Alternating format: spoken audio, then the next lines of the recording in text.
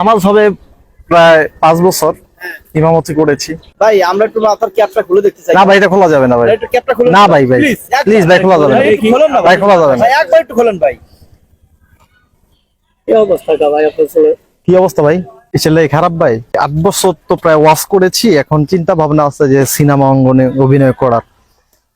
হ্যাঁ, আপনার শিক্ষাগত যোগ্যতা কি বলেন? আমার শিক্ষাগত যোগ্যতা মাওলানা। মাওলানা বলতে হেফজখানায় পড়েছিলাম, হেফজে পড়েছি, বাট দাওরা কমপ্লিট, ক্যাপটা একটু পরে রাখুন। দাওরা কমপ্লিট করেছি। কিভাবে হয়ে যায় সেটা আসলে আমি তো বলতে পারতেছি না। এরকম তো ইতিপূর্বে কেউ হয় নাই, জাস্ট আমি মনে হয় প্রথম না কি জানি। কি কোনো জিন টিন ভর করেছে নাকি? জিন আসলে এরকম ভাবে নাই, তবে 2টা ছিল, এগুলো এখন আছে কিনা বলতে পারতেছি না। 2টা জিন ছিল? 2টা জিন তারা কি ছিল। আপনাকে এই প্ররোচনা দিছে, কুমন্ত্রণা দিছে? তারা মাঝে মাঝে দিত আর কি, আপনি অনেকদিন হয় তারা সাক্ষাৎ করতে আসে না। ইবলিস দেখেছেন কখনো? ইবলিস দেখি নাই, বাট ইবলিস আসলে ছুটি নেই, আমেরিকা গেছে।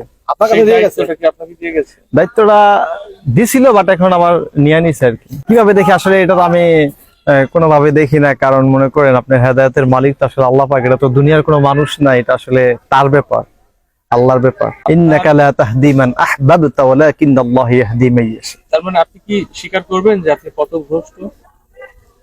আমি স্বীকার করব, আমি তো আসলে এমন না যে আমি আল্লাহকে ভুলে গিয়েছি বা আমি এখন আল্লাহকে মানতেছি না বা নাস্তিক হয়ে গেছি, ইসলামকে আমি মানতেছি না। ঠিক আছে, আপনারা যেরকম 5 জন আছেন জেনারেল, আমি আপনাদের মতোই জাস্ট।